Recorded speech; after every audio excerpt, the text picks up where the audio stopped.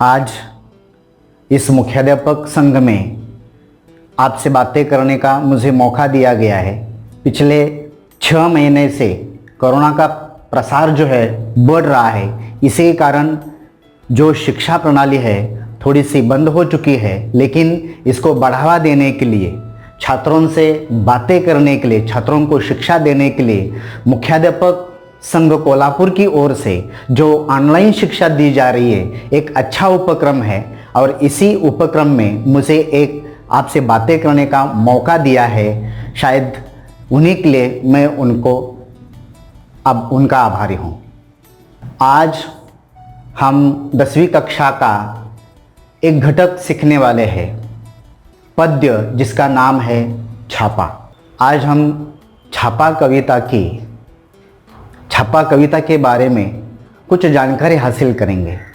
छापा कब डाला जाता है, छापा का मतलब क्या है, जिसे हम अंग्रेजी में रेड भी कहते हैं। लेकिन इससे पहले कुछ हमें जानकारी हासिल करनी है। किसके बारे में? तो ईडी के बारे में। ईडी ये शब्द आपने शायद सुना होगा। ईडी का मतलब है इन्फोर्समेंट डायरेक्टरेट। इसका मुख्य काम ऐसा है कि अगर किसी आदमी के पास अगर अनधिकृत संपत्ति है,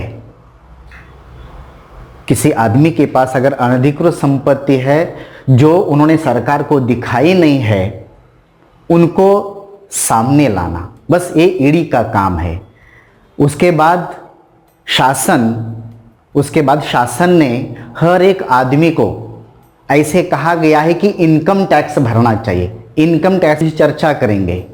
सरकार ने ऐसा कानून बनाया है कि 2.5 लाख तक आप कमा सकते हैं, बस उससे भी ज़्यादा कमा सकते हैं, लेकिन 5 लाख तक उस पर टैक्स भरा जाता है 10%।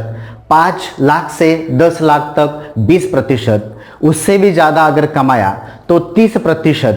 ऐसे सरकार ने कानून किया है, तैयार किया है। लेकिन कुछ लोग ऐसे हैं कि ये पैसा कमाते हैं लेकिन सरकार को टैक्स नहीं देते। सोने के रूप में, चांदी के रूप में, जमीन जायदाद के रूप में ये लोग सारी संपत्ति इकट्ठा करते हैं और सरकार को फंसाने का काम करते हैं।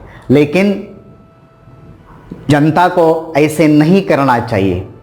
और यहाँ भी एक छापा के बारे में जो जानकारी दी गई है, ये छापा डालने वाले अधिकारी हैं। उन अधिकारियों ने ऐसे घर छापा डाला है कि वो तंग करते रहते हैं।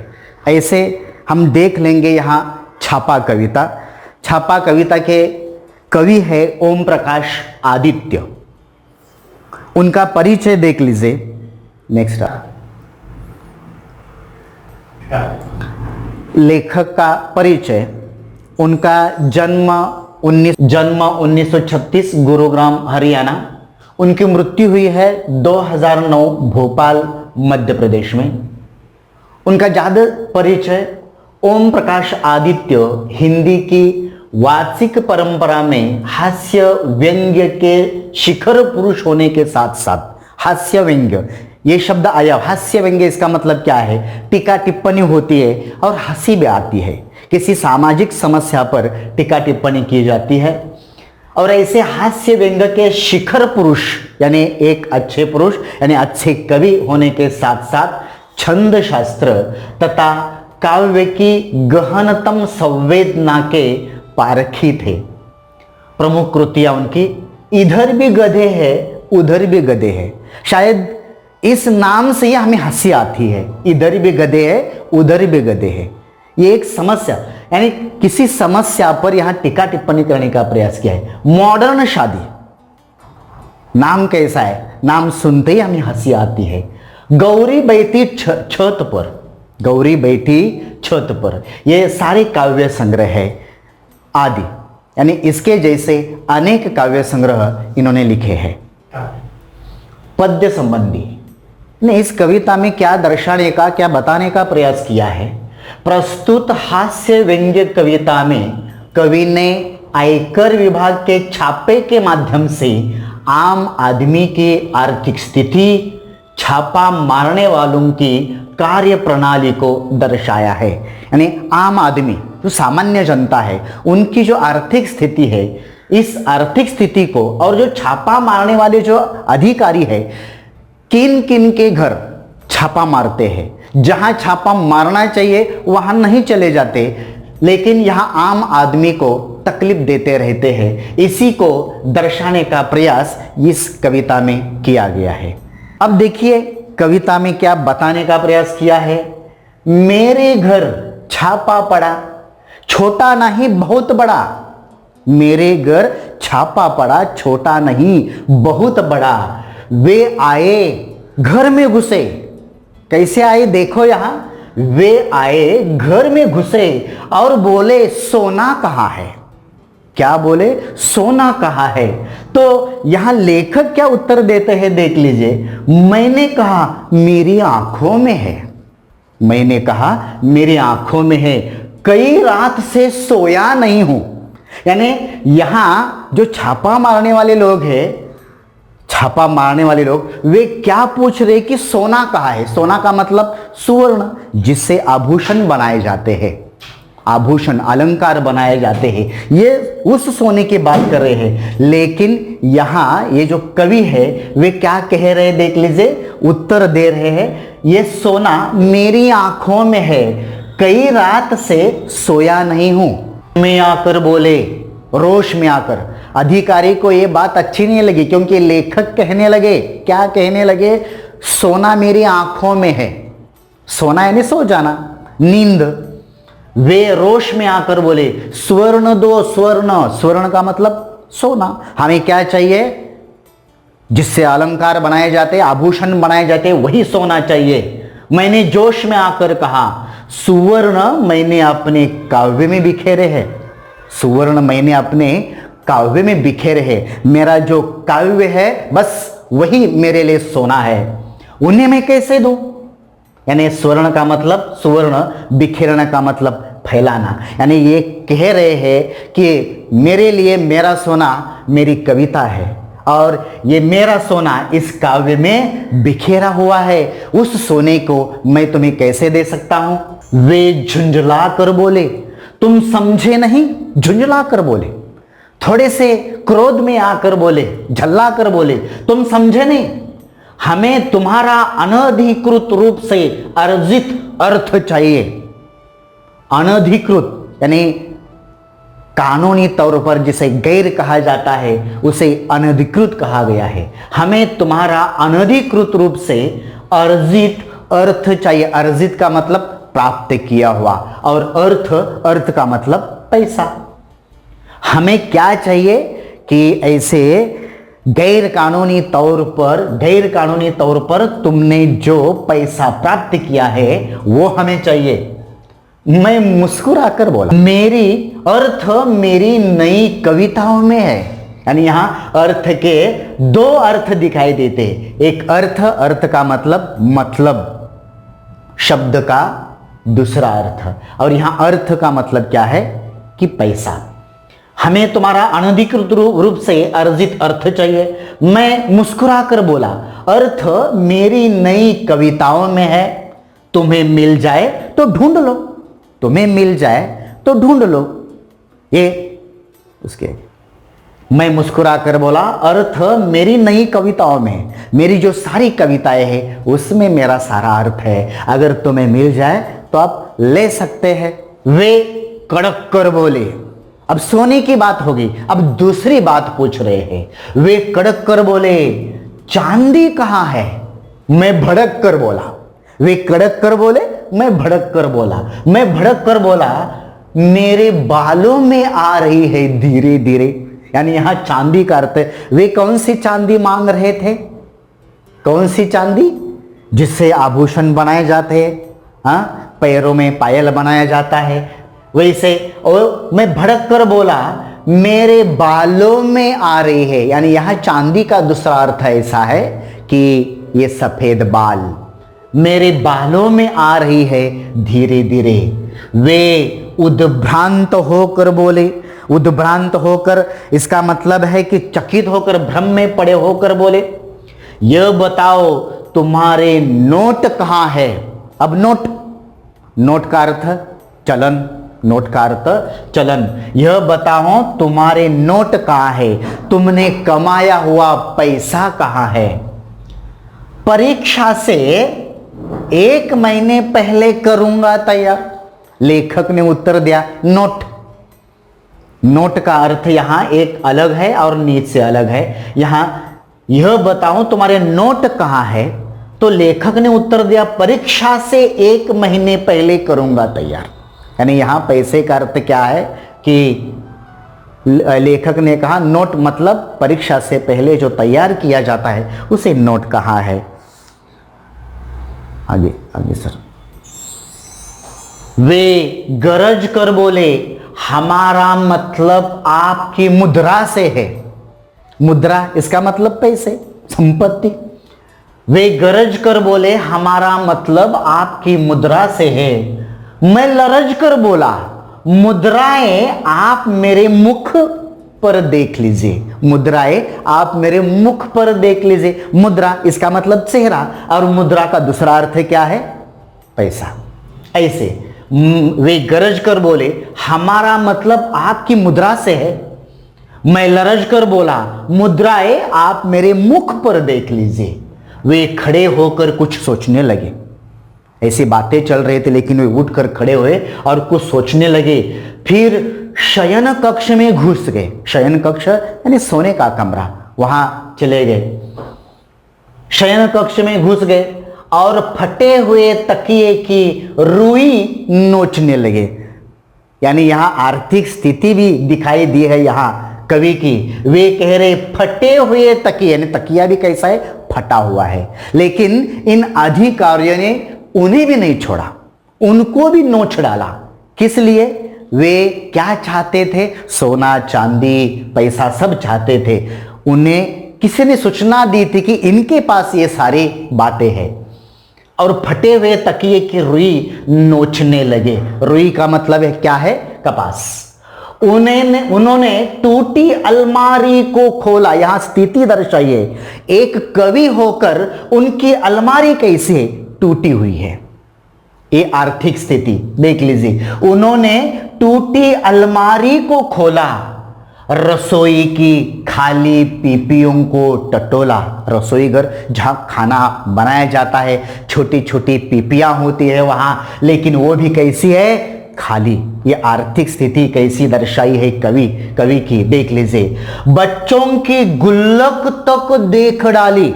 बच्चों की गुल्लक, गुल्लक का मतलब क्या है कि जिसमें बच्चे क्या करते हैं, पैसे इकट्ठा करते हैं, संभाल कर रखते हैं, उसे गुल्लक कहा है। बच्चों की गुल्लक तक देख डाली, पर सब में मिला एक ही तत्व खाली। सब ढूंढा लेकिन उन्हें कुछ नहीं मिला। कणस्तरों को, मटकों को ढूंढा। कणस्तर इसका मतलब छोटी पीपियां। कणस्तरों को, मटकों को ढूंढा, सब में मिला शून्य ब्रह्मांड। कुछ नहीं मिला उनको। जहां जहां उनको चौकसी करनी थी, तलाशना था, सब कुछ तलाशने की कोशिश की, लेकिन उन्हें कुछ नहीं मिला। कणस्तरों को, मटकों को ढूंढा, सब में मिला शून्य ब्रह्मांड। देख कर मेरे घर में ऐसा अरण्य कांड। मेरे घर में उन्होंने क्या देखा, एक अरण्य कांड। अरण्य कांड इसका मतलब क्या है, जैसे वनवास जैसा, दरिद्री अवस्था। देख कर मेरे घर में ऐसा अरण्य कांड, उनका खिला हुआ चेहरा मुरझा गया। शायद इसी इरादे से आए थे कि कवि के घर में कुछ न कुछ मिलेगा, लेकिन उन्होंने यहां आकर देखा सब दरिद्री अवस्था थी। उनका खिला हुआ चेहरा, जब आए थे तो हंसते हुए आए थे कि यहां हमें कुछ जरूर कुछ न कुछ मिलेगा, लेकिन देखो सारी अवस्था देखकर उनका चेहरा मुरझा गया। सारी अवस्था, मटकों को ढूंढा, कणस्तरों को ढूंढा, फटी हुई तकिया, अलमारी, टूटी हुई अलमारी, सब देखा, उन्हें कुछ नहीं मिला। शून्य ब्रह्मांड। नाराज हो गए, उनका चेहरा मुरझा गया। सर आगे। और उनकी 20 सूची हृदय में, ऐसा हृदय कि जिसमें सब कुछ भरा हुआ होता है, सारे भाव भरे हुए होते, ऐसे 20 सुच्चे हृदय में रौद्र की जगह करुण रस समा गया। रौद्र की जगह यानी क्रोध उत्पन्न हो चुका था, लेकिन उसकी जगह सारी अवस्था देखने के बाद उसके हृदय में परिवर्तन आ गया और उसके हृदय में मेरे प्रति दया का भाव पैदा हो गया। रौद्र की जगह करुण रस उसके हृदय में समा गया, पैदा हो गया। वे बोले क्षमा कीजिए। वे अधिकारी होकर सारी अवस्था उन्होंने देख ली, दरिद्र अवस्था कवि की देख ली और अंत में वे ही बोले क्षमा कीजिए, हमें किसी ने गलत सूचना दे दी, किसी ने हमें गलत सूचना देने के कारण हम तुम्हारे यहां आ गए। अपनी असफलता पर उनका जो उद्देश्य था वो सफल नहीं हुआ, इसीलिए अपनी असफलता पर वे मन ही मन पछताने लगे। उनको पछतावा होने लगा, सर झुकाकर वापिस जाने लगे।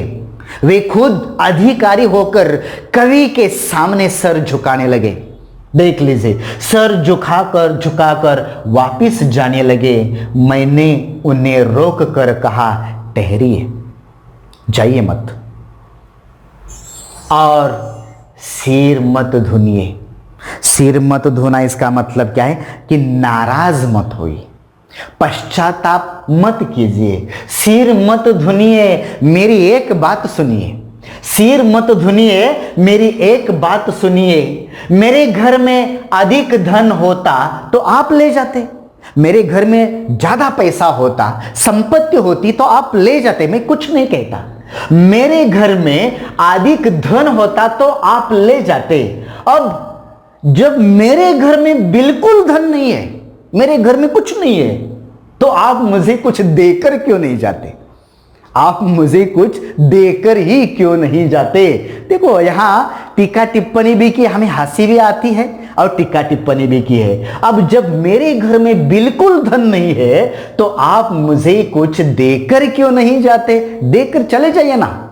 जिनके पास, जो अमीर है, जिनके पास ढेर सारा इतना पैसा है, उनके घर तो आप चले जाते हैं। उनसे मिला हुआ पैसा हमें देकर चले जाइए। उन्हें आप निकलवा लेते हैं, बहुत अच्छी बात है। इन्हें जो अमीर लोग हैं, जहां आपको छापा डालना पड़ता है, कुछ न कुछ ज्यादा से ज्यादा आप लोगों को मिलता है, उनके पास से तो आप निकलवा लेते हैं। यह बहुत अच्छी बात है, निकलवा लीजिए। पर जिनके घर में बैठने को कुछ भी नहीं, जिनके घर में, यानी आम आदमी की यहां बात हो रही है, ऐसी आम आदमी की बात हो रही है। आम आदमी की जिंदगी ऐसी है कि बैठने के लिए भी उनके पास कुछ साधन नहीं है। पर जिनके घर में बैठने को कुछ भी नहीं, उनके यहां कम से कम एक तख्त तो डलवा दीजिए। जिनके यहां बैठने के लिए कुछ नहीं है, उनके यहां एक तख्त तो डलवा दीजिए। जिनके घर में सोने चांदी के पलंग और सोफे हैं, और अंत में उन्होंने बताने का प्रयास किया है कि जिनके घर में सोने चांदी के पलंग और सोफे हैं, यानी सारा घर सोने चांदी और पैसों से भरा पड़ा है, पैसों से भरा पड़ा है। जो अमीर है, बस उनके घर से कुछ न कुछ निकलवा लीजिए। और जिनको ये आवश्यकता है, जिनको आवश्यकता है, जो सामान्य आदमी, जो आम आदमी ऐसी दरिद्र अवस्था में जी रहा है, शायद इन लोगों से सारा पैसा सोना चांदी निकालकर आम आदमी की स्थिति सुधारिए। ऐसा संदेश इस कविता के माध्यम से लेखक ने, यानी लेखक ओम प्रकाश आदित्य ने देने का प्रयास किया है। और एक संदेश वे देना चाहते हैं इस देश को। ऐसा संदेश है, आप संपत्ति तो कमा सकते हैं, कमा लीजिए, लेकिन कानून के तौर पर कमा लीजिए। गैर कानूनी रूप से प्राप्त किया हुआ जो पैसा है, एक ना एक दिन सरकार में जमा होता है। अगर आपने इस संपत्ति को छुपाने की कोशिश की तो जेल भिजवा दिया जाएगा। इसीलिए यहाँ एक संदेश दिया गया है कि अगर आपको पैसा कमाना है तो कानून के तौर पर कमाइए और सरकार की मदद कीजिए, जिसके कारण हम आम आदमी की स्थिति सुधार सकते हैं। और इसी के साथ मैं अब इस कविता के बाद हम स्वाध्याय देख लेंगे। स्वाध्याय में हमें पहला सवाल क्या है, सूचना के अनुसार कृतियाँ कीजिए। उसमें पहला संजाल दिया है, संजाल पूर्ण कीजिए। ये वस्तुएं खाली थी तो उसका उत्तर क्या होगा? रसोई की पीपिया, कनस्तर, मटके और बच्चों की गुल्लक। दूसरा सवाल, दूसरी कृति देख लीजिए, कृति पूर्ण कीजिए। उसमें से पहला, कवि द्वारा छापामारों को दिए गए सुझाव। उसका उत्तर ऐसा है, जिनके पास धन नहीं उनको धन देना, और जिनके पास तख्त भी नहीं है बस उन्हें तख्त दे देना। शयन कक्ष में पाई गई चीज़ें, दूसरा सवाल, उसका उत्तर है रुई के तकिए और टूटी अलमारी। तीसरा प्रश्न, कविता के आधार पर जोड़ियां मिलाइए। इस कोष्टक में अ में 4 शब्द दिए हैं और आ में 4 शब्द दिए हैं। हमें उचित जोड़ियां लगाना है। अब पहला शब्द ऐसा है अर्थ, तो उसका उत्तर ऐसा है नई कविता में। सुवर्ण, उसकी जोड़ी है काव्य कृतियों में। चांदी, बालों में, और मुद्रा चेहरे पर। चौथा प्रश्न ऐसा है, प्रवाह तालिका पूर्ण कीजिए। छापा मारने वालों में आया परिवर्तन। मेरे ख्याल से उसका पहला उत्तर ऐसा हुआ आ सकता है, खिला चेहरा मुरझा गया। दूसरा, हृदय में करुण रस समा गया। तीसरा परिवर्तन, गलत सूचना होने के कारण क्षमा मांगना और अपनी असफलता पर पछताना। पांचवा प्रश्न, ऐसे प्रश्न बनाइए जिनके उत्तर निम्न शब्द हो। अरण्यकांड। अरण्यकांड पर हम सवाल ऐसा पैदा कर सकते हैं जिनका उत्तर ये शब्द आना चाहिए, जैसे लेखक के घर में इस अधिकारियों ने क्या देखा, जैसे किसके जैसी अवस्था देखी है, अरण्यकांड जैसी अवस्था देखी। उसके आगे दूसरा शब्द ऐसा है तख्त। लेखक ने जाते वक्त अधिकारियों को क्या डालने के लिए कहा। तीसरा शब्द ऐसा है असफलता। तो इस पर सवाल ऐसा पैदा हो सकता है, हम निर्माण कर सकते हैं कि अधिकारी मन ही मन किस पर पछताने लगे, तो उसका जवाब होगा अपनी असफलता पर।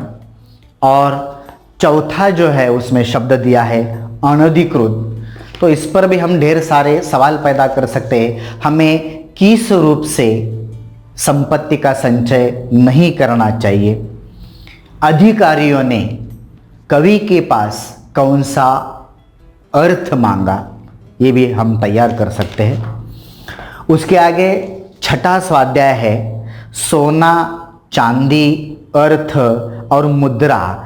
इन शब्दों के विभिन्न अर्थ बताते हुए कविता के आधार पर इनके अर्थ लिखिए। शायद इनके दो अर्थ हम बता सकते हैं। सोना, सोना का मतलब सुवर्ण, और सोना इसका मतलब सो जाना या नींद। जैसे दूसरा शब्द है चांदी। चांदी एक क्या है, सोने जैसा ही एक आभूषण बनाने का क्या है कि साधन है, और चांदी जैसे बाल सफेद होना। तीसरा शब्द ऐसा है अर्थ। अर्थ का मतलब कि शब्द का दूसरा अर्थ, और अर्थ का दूसरा अर्थ है पैसा। चौथा शब्द ऐसा है मुद्रा। मुद्रा का मतलब सिक्का और मुद्रा का मतलब चेहरा, ऐसे अर्थ हम देख सकते हैं। और सातवां है कर जमा करना। देश के विकास को गति देना है विषय पर अपने विचार लिखे। कर जमा करना, हम ढेर सारी संपत्ति कमा सकते हैं जो कानूनी तौर पर है, जिसके हमें पैसे देने पड़ते शासन को। 2.5 लाख से ज़्यादा, मैंने पहले ही बता दिया, 2.5 लाख से ज़्यादा अगर कोई आदमी कमा सकता है तो उस पर सरकार टैक्स लगाती है, और टैक्स देना हमें, ये हमारी जिम्मेदारी है। देश की आवश्यकता है, जिसके कारण देश के पास, सरकार के पास पैसा चला जाता है और उनका सही कामों में इस्तेमाल किया जाता है। इस पर अपने विचार लिखने हैं, ये छात्रों को लिखने हैं। बस इसी के साथ मैं ये छापाई कविता, बस इसी के साथ मैं इस आपसे विदा लेता हूँ। धन्यवाद।